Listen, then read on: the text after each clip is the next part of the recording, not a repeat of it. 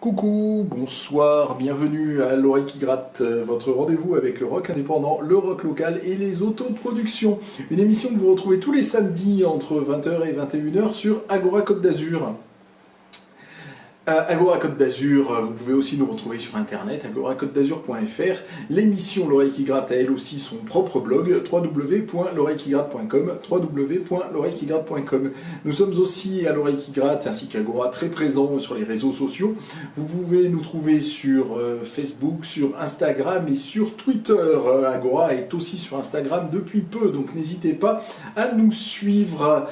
Nous recevons chaque semaine ici même un artiste qui se prête à la règle de la session acoustique. Je tiens à dire en introduction de cette émission que c'est mon ami Noël qui s'occupe de toute la programmation, donc je ne suis pas fautif ni je ne suis pas au courant des artistes que je reçois. Et ce soir, quand je suis rentré dans les studios d'Agora Côte d'Azur il y a à peu près une heure de ça, j'ai eu la surprise de voir que l'invité de la soirée n'était autre que mon fils Baptiste Péguerier. Bonsoir Baptiste. Salut. Alors tu viens pourquoi Baptiste? On vient pour défendre avec Anaïs mon dernier EP qui est sorti sur la rupture amoureuse. Il s'appelle Amour et il est sorti le 25 novembre, il me semble.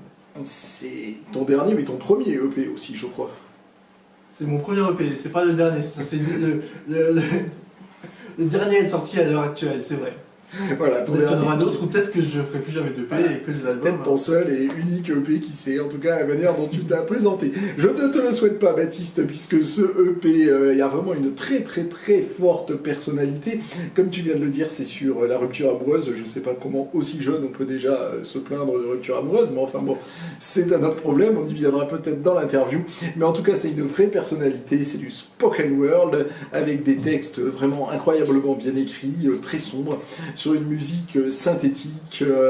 Voilà, tu es avec nous jusqu'à 21h, on t'écoutera en live et Anaïs répondra à 2-3 de nos questions et a apporté une belle guitare rouge et donc je pense qu'elle t'accompagnera à la guitare. Il va vous arriver, c'est bien ça Anaïs? Oui, tout à fait. Belle guitare. En sachant qu'il y a des images de ce qui se passe dans les studios d'Agora Côte d'Azur, donc vous pouvez nous retrouver aussi sur YouTube. Restez avec nous pendant une heure, il va se passer plein de choses, vous allez découvrir donc l'univers de Baptiste Péguerier. Il est venu avec un coup de cœur, il va se prêter à la reprise et il va aussi partir sur une île déserte. Voilà, donc restez avec nous jusqu'à 21h. On commence avec le morceau éponyme du EP puisqu'il s'appelle Amour. C'est au pluriel, on lui demandera pourquoi d'ailleurs. Baptiste Péguerier sur Agora Côte d'Azur pour l'Oreille qui gratte. On vient donc d'écouter le morceau Amour qui a donné son titre au EP. On le trouve où ce EP Baptiste? Alors, cet EP est disponible d'abord sur YouTube. Il y a tous les morceaux sur YouTube gratuitement ainsi que sur YouTube Music. Il y a la version longue encore sur YouTube et il est aussi disponible sur toutes les plateformes de streaming, donc Spotify, Deezer, tout ce que vous voulez. Et vous tapez juste Baptiste Péguerier, l'EP s'appelle Amour, entre parenthèses S. C'est donc le morceau qui a donné son titre à ce EP, c'est le morceau qui ouvre le EP? C'est celui qui finit. Ah, qui finit le plus gai. Parce que donc il y a de l'espoir. C'est ça, c'est le but. D'accord. Et donc amour au pluriel, ou au pluriel entre parenthèses, pourquoi cette parenthèse sur le S de ce EP et de ce morceau? C'est l'idée de parler d'amour et parler de... Comme ça parle de rupture, je voulais que ça finisse bien. Et en fait, il peut y avoir plusieurs amours, et c'est cette idée d'avoir... Anaïs me charrie souvent en disant que c'est quelque chose de polyamoureux ou des conneries comme ça. Mais c'est juste pour dire qu'on peut être tout seul en amour, on peut être plusieurs, enfin deux... Disons que le sentiment amoureux n'est pas quelque chose de figé. Et donc, on peut commencer au début en finissant tout seul ou l'inverse. L'idée de mettre un S qui est incertain. Donc tu dis qu'il n'y a pas de vérité dans les relations amoureuses. Oui, sans parler de pluralité amoureuse, c'est plus l'idée de... On peut être tout seul comme plusieurs. Donc Anaïs, qu'est-ce que tu dis exactement, parce qu'il a pris tes paroles, quelles sont tes paroles par rapport à la pluralité amoureuse? Alors je m'en souviens pas tout à fait, mais non, je trouve ça intéressant aussi de se dire que même après une rupture, ce n'est pas définitif et que Donc on parlerait déjà de plusieurs amours et peut-être même du fait qu'il y ait plusieurs amours différents, qu'on ne ressent pas toujours la même chose pour une personne. Ou qu'on ressent une chose différente pour plusieurs personnes différentes justement. C'est pas le même amour en tout cas pour chaque personne, c'est ça que je veux dire. Et dans l'EP, je voulais pas parler de polygamie, même si quelqu'un veut s'y identifier, pourquoi pas. Mais c'était pas le but dans ce titre-là. Très bien Baptiste, donc le EP est sorti au mois de novembre 2022. 25 novembre. 25 novembre 2022. D'accord, tu dis qu'il est disponible absolument partout. Donc premier EP, comment aussi jeune on se met à écrire, à composer, à se produire sur scène, puisque on a eu la chance de te voir à la Zombie. Ouais, 3 décembre il me semble, la Zombie. C'était très sympa. La question c'est comment j'écris, c'est ça? Comment tu en es venu à faire de la musique? Ah, il veut que je jette des fleurs, c'est ça. En fait, j'ai baigné dans un milieu très imprégné par la musique. Donc c'est un petit peu tout seul finalement où on commence à créer, même pour s'amuser. Ensuite, c'est l'envie de partager. C'est plus partager des textes, moins que partager de la musique. Ou une approche musicale, c'est pas... C'est dur la question. Ouais, c'est une approche musicale que j'ai envie de faire et c'est un passe-temps en fait. Très bien, non, c'est pas qu'un passe-temps. Tu es extrêmement investi dans ta musique, tu es extrêmement méticuleux, et non, ce n'est pas qu'un passe-temps, je le vois bien dans ta manière de vivre. On continuera à parler de Baptiste Péguerrier, de sa musique, de son EP album, de son EP Amour, pardon. Mais d'abord, vous allez vous mettre en place, Anaïs et Baptiste, pour nous faire un premier morceau en live. Ça sera le morceau Battre, qui est sans doute le hit, d'après moi, de ce EP. Anaïs, Baptiste, je vous laisse vous installer, vous êtes sur Agora Côte d'Azur, vous écoutez l'oreille qui gratte, on est ensemble jusqu'à 21h.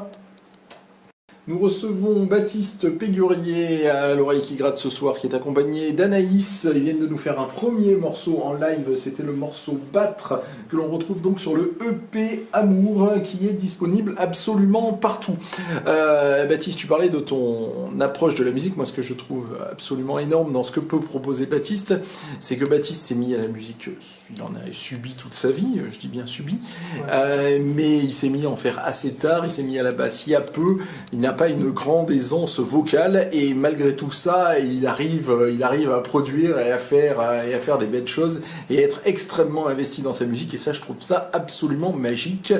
Et oui, c'est un papa qui parle. Et je rappelle que je ne suis pas fautif sur cette émission, c'est Noël qui nous fait la surprise de cette émission. Je ne savais pas que Baptiste serait avec nous ce soir. Le morceau Battre, effectivement, on en a déjà parlé, est très inspiré par Christophe Miossec. Oui, inspiré par Christophe Miossec, par sa façon d'écrire. C'est pas un hommage à Miossec. En fait, j'avais interviewé justement pour l'oreille qui gratte il y a quelques années, déjà il y a un an peut-être. Et j'ai voulu rendre hommage en fait, à sa façon d'écrire pour justement boire, baiser, brûler. C'est vraiment des mots forts, c'est le nom d'album, et c'était cette idée de faire battre et de faire du jeu de mots, le cœur qui bat ou se battre pour quelque chose. C'était sa façon d'écrire qui m'a inspiré, mais pas forcément un hommage directement à Miossec. Christophe Miossec qui en début 2022 a sorti un album Simplifié. 2023, oui, tu as raison, a sorti un album donc, qui s'appelle Simplifié, qui est toujours avec ces jeux d'écriture dont tu viens de parler, et un album un peu plus lumineux que par le passé chez Christophe Miossec. Tu n'as pas trop su nous dire comment tu t'étais à la musique, à part le fait que tu en avais écouté beaucoup. On vient de parler de Miossec, mais quelles ont été les influences, quel artiste tu t'es dit, waouh, c'est incroyable ce qu'il fait, moi aussi j'aimerais être sur scène et avoir cette liberté? Je pense que ma plus grande influence, je sais pas au début, mais en tout cas maintenant, c'est vraiment Alain Bachung. Je pense que son texte et approche, c'est ça qui m'inspire le plus en fait. J'ai eu d'autres œuvres, je me suis mis vraiment à essayer de composer de la musique en 2019. Et donc à l'époque j'écoutais beaucoup Stupéflip. Ils avaient leur charme à eux en fait, et c'était intéressant parce qu'ils arrivaient à faire de la musique eux aussi, comme tu as dit papa, en partant de rien et sans culture musicale. C'est un peu comme l'approche punk en fait. Et finalement, c'est une approche autodidacte qui est très intéressante. Donc il y a ça, et ensuite toutes ces références, surtout des références de musique française, je pense, Donc Bachung, Jacques Brel, Dutronc, même si Anaïs se moque de moi. Ouais, surtout des œuvres françaises. Et ensuite pour la musique passe après. La musique vient avec les textes, mais je peux toujours m'inspirer de... J'aime beaucoup les Pink Floyd, donc ça peut m'inspirer dans leur approche expérimentale. Donc tu viens de dire que les textes passaient avant la musique. Effectivement, les premières fois où je t'ai vu te produire sur scène, c'était à l'occasion de soirées slam. Et c'est ensuite que j'ai découvert que tu mettais ces morceaux en musique. C'est ça. Bon, le slam, c'était une idée de partager vraiment des mots et partager, aussi faire un début de scène parce que c'était plus facile de tactuer des choses, de faire du slam que d'arriver avec mon son et tout parce que je joue pas de guitare et tout ce que je fais c'est bricoler sur ordinateur. Donc ouais, c'était l'expression des mots. Très bien. Si vous avez la curiosité de chercher, il y a effectivement des vidéos de tous ces passages slam, et notamment ces Schlamos, association de notre ami Noël et Teddy, où Baptiste a fait effectivement ses premières scènes. Baptiste, Anaïs, je vous propose de refaire 3 pas pour aller vous mettre derrière vos instruments. Anaïs derrière ta guitare rouge, Baptiste derrière un petit clavier, même si je ne sais pas si tu vas t'en servir, sur le morceau Insomnie, qui est donc la suite de cette session acoustique. Nous recevons Baptiste et Anaïs ce soir à l'oreille qui gratte. On vient d'entendre le morceau Insomnie de Baptiste. Il est aussi sur le EP.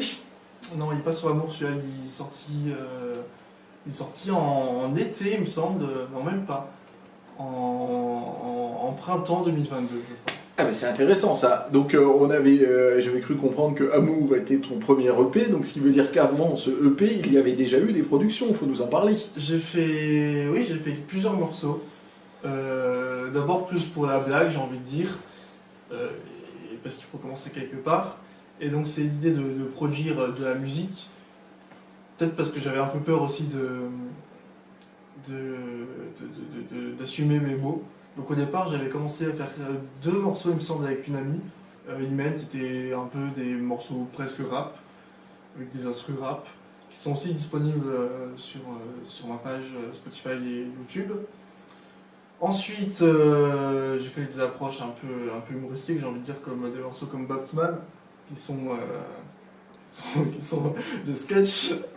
Et j'ai commencé, j'ai envie de dire, mon projet Spoken Word, en tout cas mon projet musical, avec Je sens comme un vide en octobre 2021, il me semble.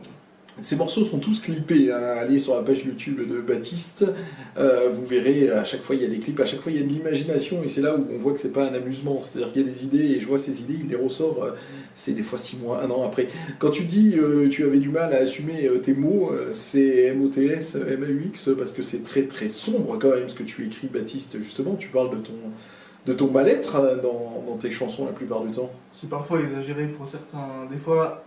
Avant, j'essayais vraiment de parler de sentiments qui m'appartenaient, et l'idée était de parfaire le mot, c'est-à-dire que je voulais avoir le mot parfait, ce que j'essaie de faire un peu moins parce que c'est quand même très compliqué.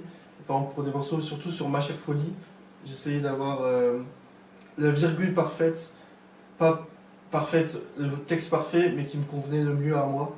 C'était compliqué, et c'est peut-être ça, j'arrivais pas à avoir le recul en tout cas pour avoir la virgule parfaite avant Je sens comme un vide. Donc aujourd'hui tu es plus relaxé dans ton écriture que par le passé alors? Il y a plus de distance Il y a une distance qui peut exister, c'est ça. Et surtout que je mens un petit peu maintenant. Ah bah bravo. Ouais, la nuit je mens. C'est-à-dire que pour des textes comme pour mon EP, c'est un petit peu nuancé. J'ai pas vécu de rupture amoureuse aussi violente, j'en ai vécu aucune en fait. Et c'est ça qui a... J'ai nuancé mon propos, et c'est une approche personnelle, mais c'est presque de l'imagination pour cette EP.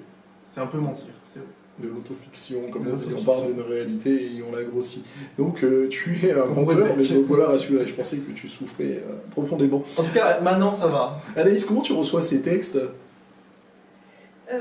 C'est super triste, mais c'est vrai que maintenant, aujourd'hui, certains textes datent déjà d'il y a 2 ans, et peut-être que c'est moins d'actualité, du coup, mais ça reste quand même triste. Du coup, effectivement,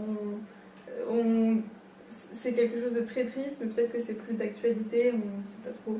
Mais on parlait de mots que tu ne disais pas forcément avant, mais tu as aussi produit un album ambiant. Donc tu arrives à produire quelque chose sans mots d'ailleurs, qui est quand même pas mal. T'as passé au PSG. Ouais, Elle pourrait faire de la radio, Anaïs, des enchaînements. Oui, c'est vrai, il y a un parfait. album ambiant. Ben voilà, ça sera. Ben on va écouter Alain Bachung, justement, puisque tu disais que c'était l'influence absolue. C'est vrai que je sais que tu aimes bien les jeux de mots et que Alain Bachung, ça me fait plaisir dans les jeux de mots, dans les jeux de mots en permanence. Donc on va écouter Vertige de l'amour, la période Bergman de Alain Bachung. Tu nous en parleras un peu de Bachung après. Et effectivement, Anaïs a raison, on parlera de ta période ambiante. Donc restez avec nous sur Agora Côte d'Azur pour cette émission de l'oreille qui gratte où nous recevons, c'est une émission familiale, où nous recevons Baptiste Péguerier ce soir. Vertige de l'amour, c'est le choix de Baptiste Péguerier que nous recevons ce soir à l'oreille qui gratte. Donc Alain Bachung, pourquoi ce morceau? Et parle-nous quand même un peu d'Alain Bachung, même si tu l'as déjà fait tout à l'heure. Alors, je sais que j'aurais forcément un morceau de Bachung pour le coup de cœur. Et en tant qu'à faire, parler un petit peu d'un morceau d'amour parce qu'il fallait faire le lien avec le P. Et donc, on a beaucoup réfléchi avec Anaïs ce matin, j'avoue, parce qu'on avait. Ça fait longtemps que cette émission est prévue, peut-être 6 mois, mais je n'avais toujours pas trouvé de coup de cœur. Et donc, on avait plusieurs choix. J'avais App, Bijou Bijou, on avait Je t'ai manqué. En fait, on avait toutes ces chansons d'amour, on avait Nos âmes à l'abri, on en avait vraiment beaucoup. Et Vertige d'amour est quand même un hit assez. J'ai pas les mots, Imparable. mais imparable. Et puis, donc on venait à tous les deux, Anaïs aime bien cette période aussi, et moi, c'est un des premiers morceaux que j'ai écouté de Bachung, je pense. Donc il y a... Sur Radio Nostalgie? Sur Radio Nostalgie, en effet. Ah, super. Avec La nuit je mens, peut-être. Non, ça passe pas sur Radio Nostalgie. Oui, parce que Baptiste a parlé de la musique qu'il subissait dans la maison, mais il faut savoir que dans la maison, il devait subir de la musique que je pense être de qualité, mais qu'en voiture, nous écoutions Radio Nostalgie. Donc Baptiste a 15 ans de Radio Nostalgie derrière lui, et il faut le savoir, c'est important. Ça fait mal. Culture musicale. Alain Bachung, il y a la période Bergman, la période folk, il y a une préférence pour toi? Bah, en fait, justement, c'est un peu incroyable ça, parce que je trouve que les deux périodes sont écrites par d'autres personnes, mais j'ai l'impression que c'est les mêmes textes, c'est-à-dire que c'est fondamentalement Bachung pour moi. C'est pas Bergman ou folk, c'est-à-dire qu'un morceau de folk pourrait être dans une période Bergman ou l'inverse. Les mêmes, par exemple, pour Figure imposée, un autre écrivain, je sais plus qui c'est, et ça, pour moi, c'est des textes qui ressemblent à Bachung et qui ne ressemblent pas à ces écrivains. Après, s'il faut en garder qu'un, je garderais la période de folk, peut-être juste pour Fantaisie militaire. Folk est meilleur que Bergman, mais je trouve que les deux périodes se valent. Bah, dans Novice, il y a les deux. Dans Novice, il n'y a qu'un seul morceau, il n'y a que Bombay avec folk. Ouais. Mais il y a quand même, oui, mais les deux se croisent. Dans le dernier clip que tu as sorti, enfin c'est pas forcément le dernier, mais au début de l'année 2023, tu as sorti un clip pour le morceau Amour, c'est ça? Ouais, Et il y a justement un micro-hommage à Alain Bachung, puisqu'on aperçoit La nuit je mens. On aperçoit le clip de La nuit je mens, c'est ça. Voilà. C'était joué de quelques références, il y a Chiche to Hachi aussi, c'est ça. Et alors que le morceau de La nuit je mens est interdit aux mineurs normalement. Ouais, et donc j'ai découpé l'extrait, parce qu'il y a des scènes de cul, il me semble. Ah oui, c'est pour ça qu'il est interdit aux mineurs, oui. C'est ça. Ouais. Ouais. Je sais pas qui a fait ton éducation, toi. Mais bon. Très bien, tu disais que les textes l'emportaient. On parlait d'Alain Bachung et du fait qu'il composait pas. Quand tu revenais sur ton parcours musical, tu as dit que tu avais commencé pour écrire... non, pas écrire pour d'autres. Tu avais mis en musique des morceaux écrits par d'autres. Mais donc, ça t'est jamais venu à l'idée de continuer à être caché, d'écrire pour d'autres, ou tout de suite tu as voulu être en lumière? Waouh. Moi j'aime bien produire pour d'autres, mais c'est compliqué. C'est-à-dire que j'ai produit un album de rap que tu n'as jamais écouté, je pense, de 10 instrus de rap. Objectivement, c'est pas très bon, mais c'était à but de donner à des rappeurs. J'ai réussi à en placer peut-être 5, il me semble. Et j'avais fait pour Noël, en fait. J'avais donné, on faisait ce qu'ils voulaient. Donc faire des prods ou des instrumentales, ça m'intéresse. Pareil pour l'album ambiant. Et ouais, se mettre en valeur moi-même, je sais que j'ai envie de continuer mon projet Baptiste Péguerrier en solo. Mais pourquoi pas être dans l'ombre d'autres personnes, c'est un truc qui m'intéresse. Je sais que j'écris pour Anaïs en ce moment des textes. Ah, très bien, on a hâte d'entendre ça alors, Anaïs. J'espère que ça sort bientôt, mais j'ai du mal à me lancer, c'est vrai. Et je suis très contente que Baptiste écrive mes textes parce que j'écris très mal. Je suis convaincu que c'est faux et que c'est une fausse modestie, là, Anaïs. Mais c'est pas grave. On va réécouter, vous allez vous remettre en place pour la suite de la session acoustique avec le morceau, la session live, hein, c'est pas une session acoustique du tout d'ailleurs, avec le morceau Peut-être, oui ça c'est une vraie question, donc Baptiste Péguerrier que l'on reçoit ce soir à l'oreille qui gratte. Bravo Baptiste pour cette session live, c'était le morceau Peut-être, c'est un morceau qu'on retrouve sur le EP ça ? C'est ça, c'est un morceau qu'on retrouve sur le EP. Je pense que c'est le premier morceau que j'ai écrit de EP. Ouais.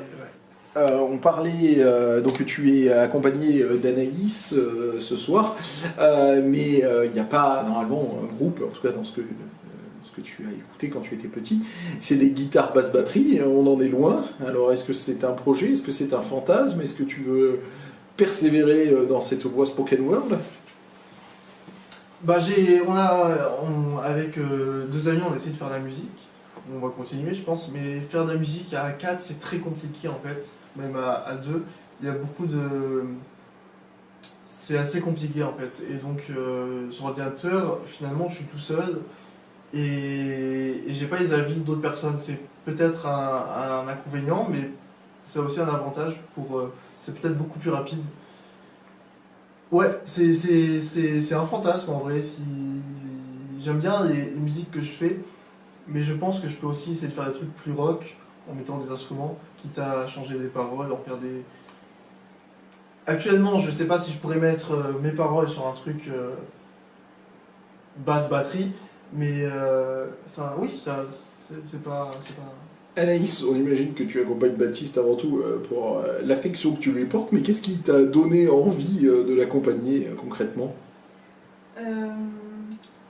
Disons que moi, c'est déjà ma première approche dans la musique, en fait, puisqu'avant ça, j'en faisais que pour moi, je faisais que des instruments. Donc, petite, j'avais appris, par exemple, le piano. Ensuite, j'ai voulu apprendre la guitare, j'ai voulu apprendre aussi la basse. Donc, j'ai toujours voulu faire de la musique, mais comment, pourquoi, où, je ne sais pas. Et c'est vrai que ça m'a donné l'opportunité de commencer quelque part. Donc, d'accompagner à la guitare, c'est déjà... grand pour moi. Et je pense que dans le futur, on va envisager, en tout cas moi, pour tous mes morceaux, je sais que là je travaille sur un prochain morceau et j'ai envie qu'Anaïs continue à m'épauler à la guitare. Et puis être tout seul aussi. En parlant de ta musique, j'ai dit le mot spoken word, est-ce que ça te correspond, est-ce que c'est ton style ou alors quelle est ton étiquette si tu devais en choisir une ? C'est compliqué parce que j'ai fait plusieurs styles, j'ai envie de dire. Actuellement, le projet Amour, c'est ça, c'est du spoken word, ou alors on peut mettre dans la catégorie auteur, compositeur, interprète, un peu comme Bob Dylan quand il fait des morceaux où il chante pas trop. C'est un peu ça. Spoken word, des fois, ça. Parce que moi, c'est du parler-chanter plus que du spoken word. C'est talk cover. Talk cover comme. C'est fou tous ces anglicismes qu'on utilise ce soir. Pour moi, ça ressemble plus à de la musique, toute proportion gardée évidemment, à ce que peut faire Gainsbourg quand il parle, plutôt que du spoken word, poésie.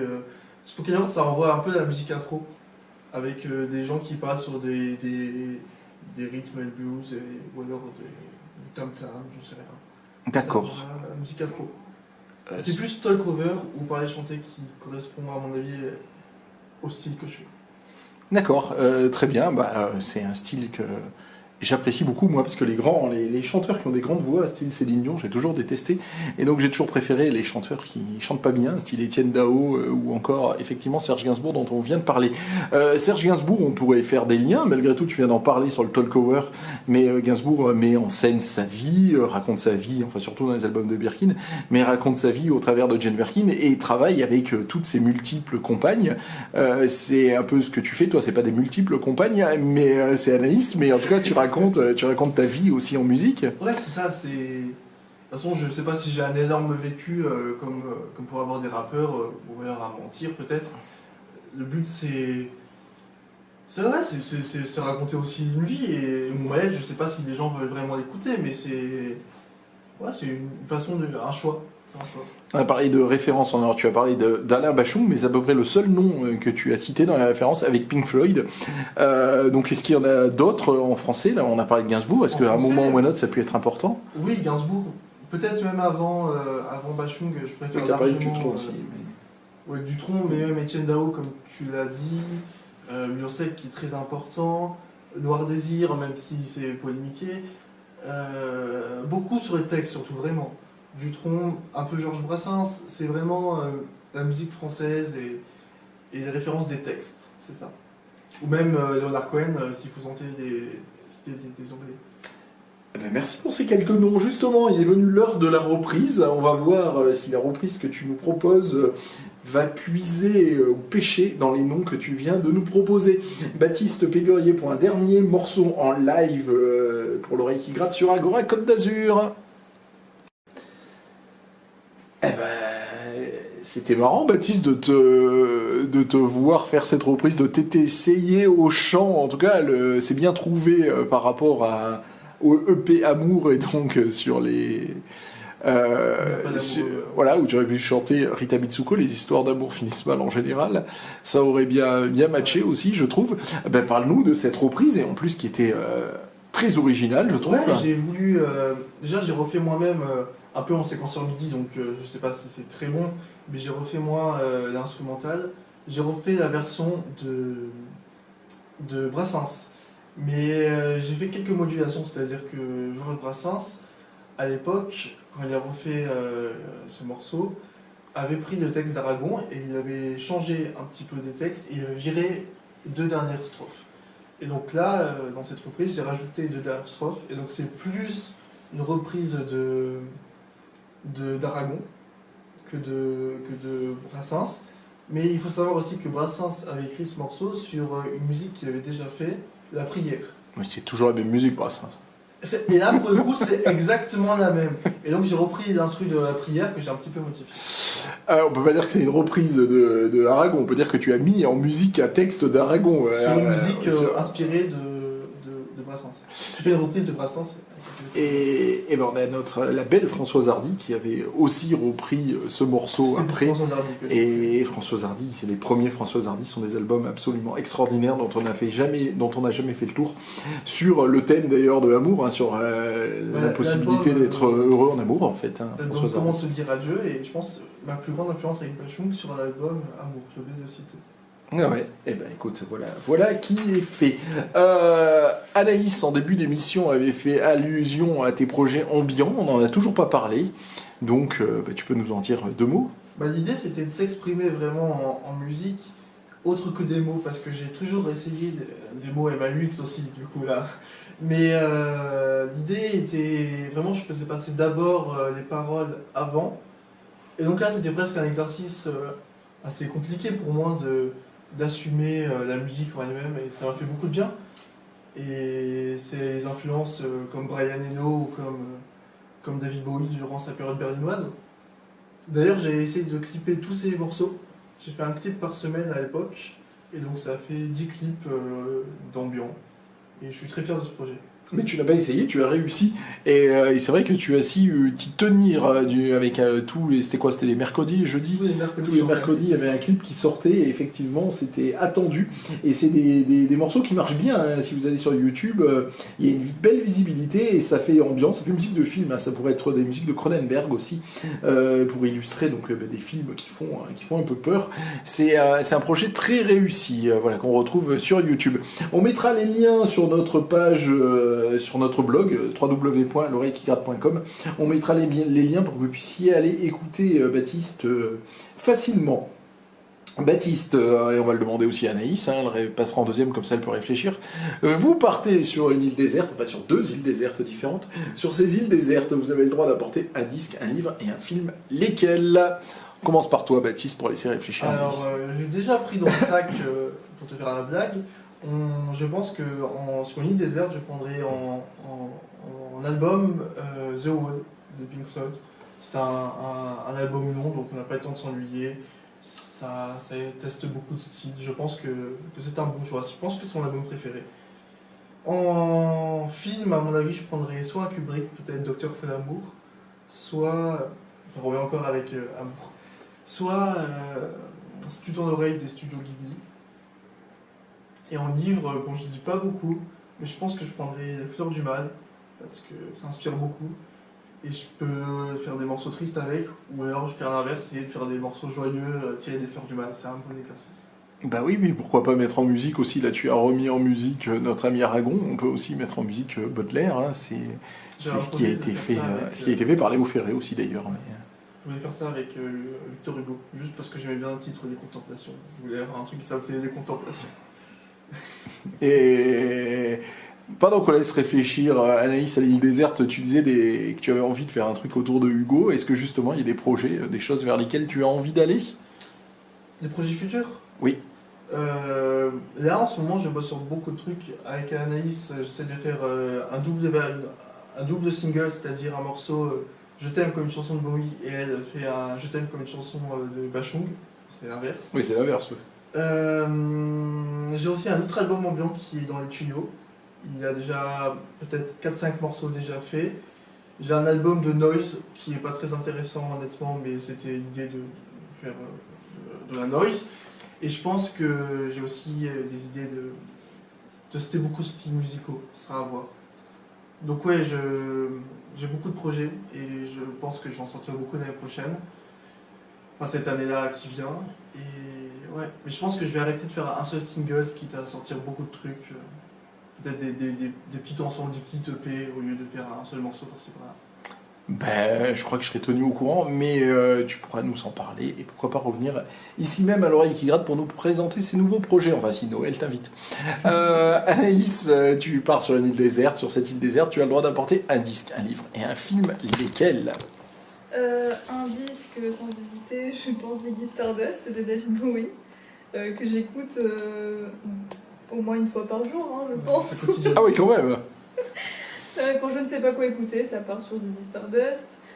En film, alors je sais pas trop parce que j'en regarde pas mal, mais des derniers que j'ai pu voir, pourquoi pas Dead Poets Society, ou là je pense à Breakfast Club, où j'aime beaucoup la aujourd'hui on dit la vibe, mais je ne saurais pas trop quoi dire en autre mot. Ce que ça dégage en tout cas. Et c'est un film de la génération de tes parents, Anaïs, c'est pas ta génération ça, avec Simple Minds d'ailleurs en musique. Oui, j'adore.